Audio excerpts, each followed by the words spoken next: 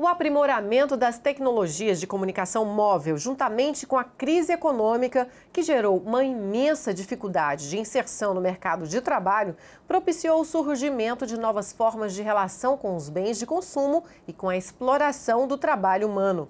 Uma das inovações observadas foi a chamada economia do compartilhamento, em que se inserem empresas como a Uber, o Airbnb, Rap e etc.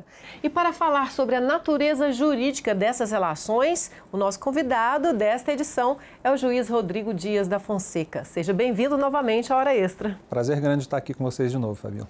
Prazer é nosso, doutor Rodrigo.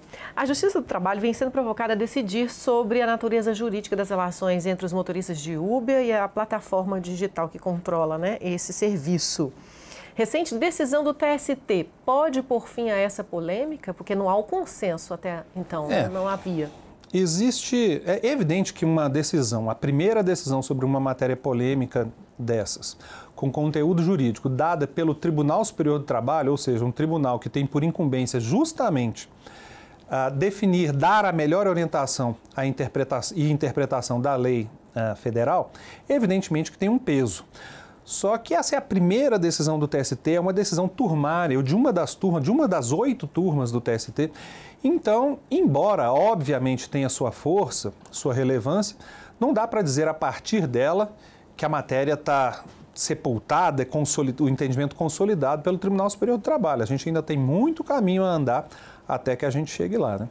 E essa decisão diz o que exatamente? Basicamente, nesse caso particular, inclusive é um acórdão da lavra do ministro Breno, oriundo do nosso tribunal, entendeu-se que não existe relação de emprego entre o motorista, do Uber e a plataforma e a empresa Uber. Entendeu-se ali que não teria ficado configurados todos os requisitos da relação de emprego, em especial o da subordinação jurídica, por uma série de elementos constantes daqueles autos. De novo, tem sua importância, como é óbvio. Muitos juízes certamente concordam e outros tantos discordam da decisão. Tem sua importância, mas não acredito que ainda dê para afirmar que é o entendimento consolidado do TST. Embora, muito particularmente, a mim pareça, uma impressão primeira, é de que essa é a opinião, é o entendimento possivelmente majoritário. Mas isso é só uma impressão, uma questão de sensibilidade. É possível que se entenda diferentemente adiante, né? Ok, nós então vamos para a pergunta do advogado Alexandre Gontijo, que é nesse mesmo sentido, sobre o nosso regional. Vamos lá.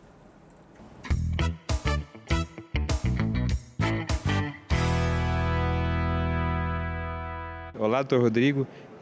Minha pergunta é sobre o trabalho de aplicativos e afins. Qual o entendimento do Tribunal Regional da 18ª Região quanto à existência de vínculo ou não sobre essa forma de trabalho? Bom, doutor Alexandre, é um prazer tentar, pelo menos, responder a sua indagação. Nesse caso particular, a mim parece, até fiz uma pesquisa para ter mais elementos para tratar desse tema no nosso tribunal, essa pesquisa cheguei à conclusão de que não temos ainda, no âmbito do TRT da 18ª Região, decisões sobre o tema. E não porque o TRT seja recalcitrante a respeito da matéria, mas porque aparentemente ela não chegou a nós no nosso TRT. Existe uma possibilidade óbvia de que alguns motoristas de Uber percebem que não são empregados e por isso não ajuizam as demandas, e outros que até achem que são empregados, quem sabe, deve existir, mas que, temerosos de uma decisão contrária a seus interesses e ante a possibilidade, inclusive, de suportarem os efeitos da sucumbência, prefiram não arriscar, como provavelmente o doutor entende melhor do que eu. Ok, doutor Rodrigo, as pessoas que se veem compelidas a buscar esse tipo de renda acabam encontrando um terreno em que a renda é variável e eles não têm garantidos direitos. As discussões podem evoluir na sociedade para que esses trabalhadores venham a ter algum tipo de garantia? A legislação, por exemplo, pode se adequar a esse novo tipo de relação? Bom, essa é uma questão muito complexa, porque é possível que a evolução, inclusive do entendimento jurisprudencial, caminhe para o reconhecimento de vínculo de emprego. Caso em que esses trabalhadores de aplicativos, plataformas e tal, já terão toda a segurança jurídica previdenciária necessária. Na configuração, como aparentemente hoje as coisas formalmente estão postas, eles são tratados como trabalhadores autônomos típicos. Isso não significa que eles estão excluídos de qualquer proteção social e previdenciária, pelo contrário, os trabalhadores autônomos, estes e outros tantos, os advogados que nos ouvem como regra, são trabalhadores autônomos e detêm a contribuição previdenciária. A diferença é que, justamente por serem autônomos, eles próprios se encarregam desse recolhimento, né, da sua própria, inclusive, aposentadoria futura e para eventos, para infortúnios imediatos, até a cobertura previdenciária.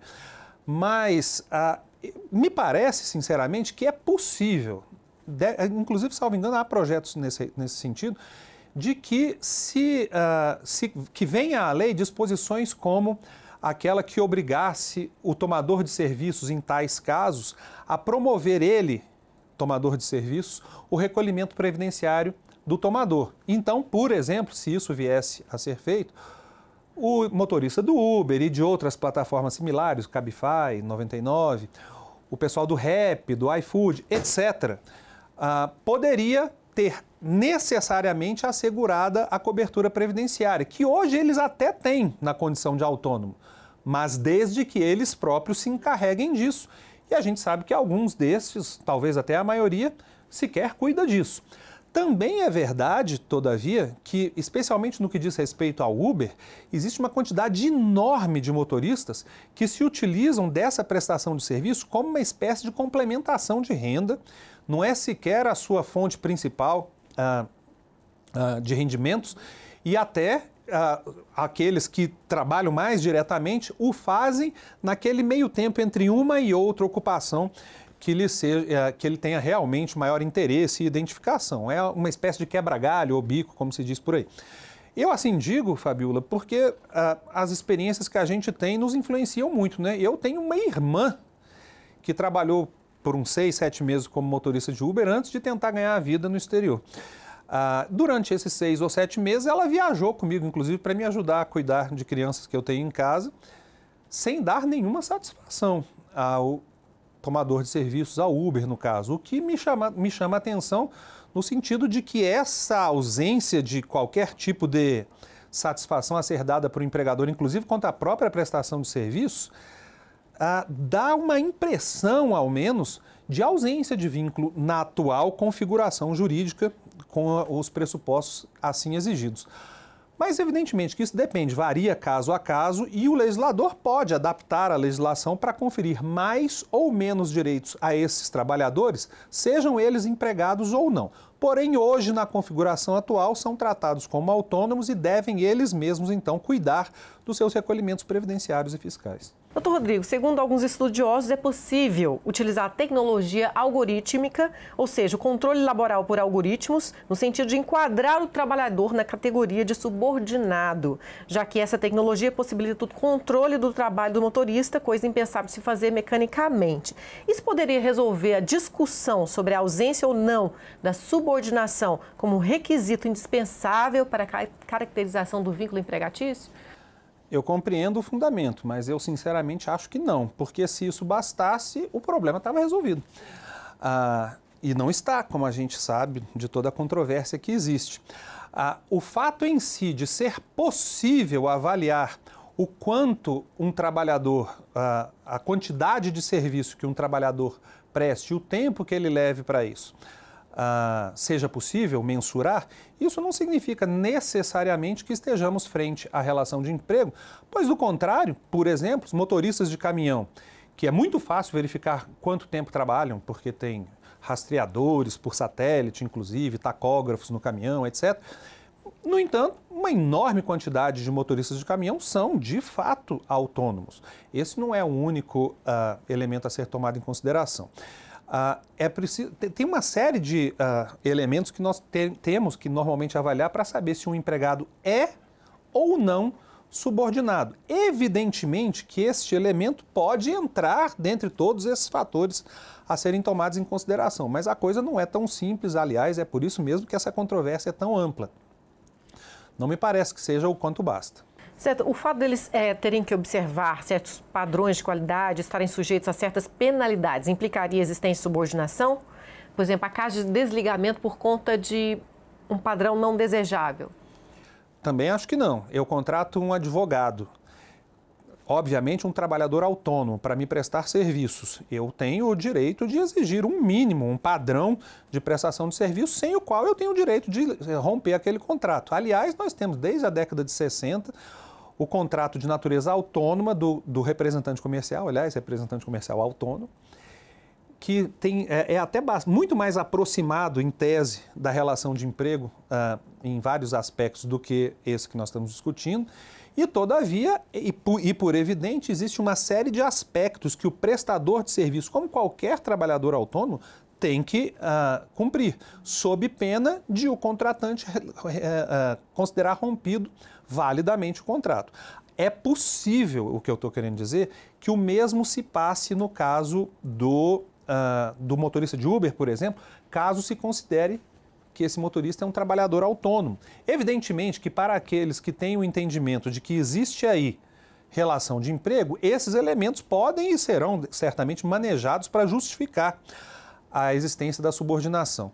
Mas eu honestamente acho um argumento não fraco, mas incompleto. Porque, evidentemente, esse tipo de exigência mínima sobre a qualidade da prestação de serviço, isso é exigido não apenas na relação de emprego, mas em qualquer tipo de relação de trabalho. Vou dar um exemplo muito próximo de nós. A empresa que é contratada para providenciar que esse programa aqui seja gravado, se prestar um serviço fora do padrão de qualidade exigido pelo tribunal, o tribunal tem o direito, por óbvio, de declarar rompido o contrato. Isso não significa que exista relação de emprego de quem nos presta serviço. Então, de novo, na minha visão muito particular, porque esse tema é muito, muito controverso, isso existe, é possível se verificar algum nível de exigência com relação ao prestador de serviço, motorista de Uber, por exemplo, mas nesse estrito aspecto eu outra vez acho que não é o quanto basta para caracterizar o vínculo. Doutor Rodrigo, nós vamos para a pergunta agora do advogado Arthur de Paula. Tá. Vamos lá.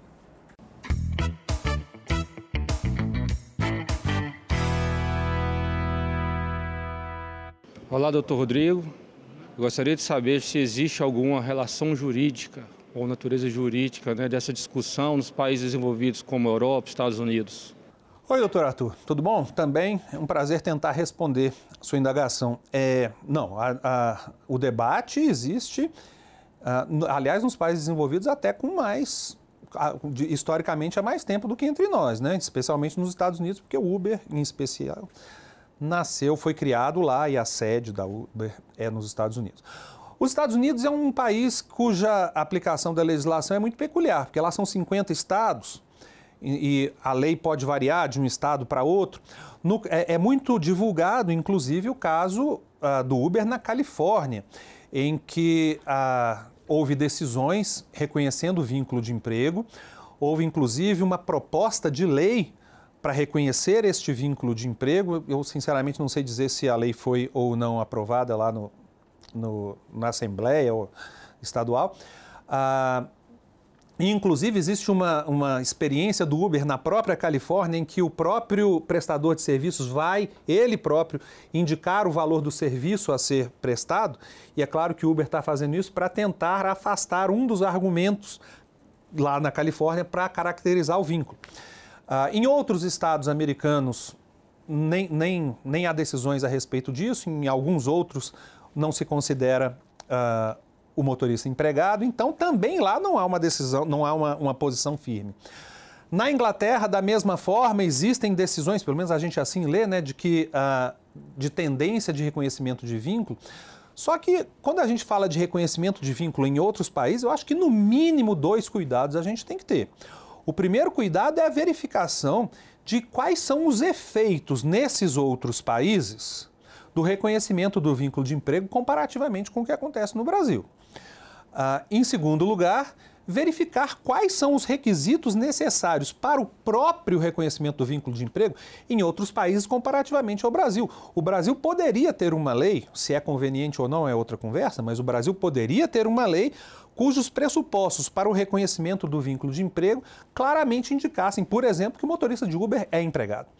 Na lei brasileira atual, todavia, e eu me filio a uma corrente que prestigia o que o Poder Legislativo tenha optado por colocar na nossa lei, a lei brasileira, para os casos ocorridos no Brasil, aplicamos a lei brasileira. E, em princípio, com a lei que nós temos hoje, particularmente, eu acho que não me parece muito fácil de enquadrar o clássico trabalho através dessas plataformas como vínculo de emprego.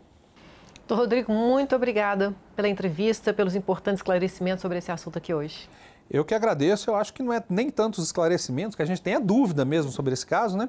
Mas sou eu quem agradeço e fico sempre à disposição. Muito obrigada. Hora Extra fica por aqui. Hoje conversamos com o juiz do trabalho, Rodrigo Dias da Fonseca, sobre o fenômeno da uberização nas relações de trabalho. Obrigada por sua atenção e não deixe de acompanhar mais notícias do TRT de Goiás pelas redes sociais, pelo portal, pela rádio web. Até a próxima semana.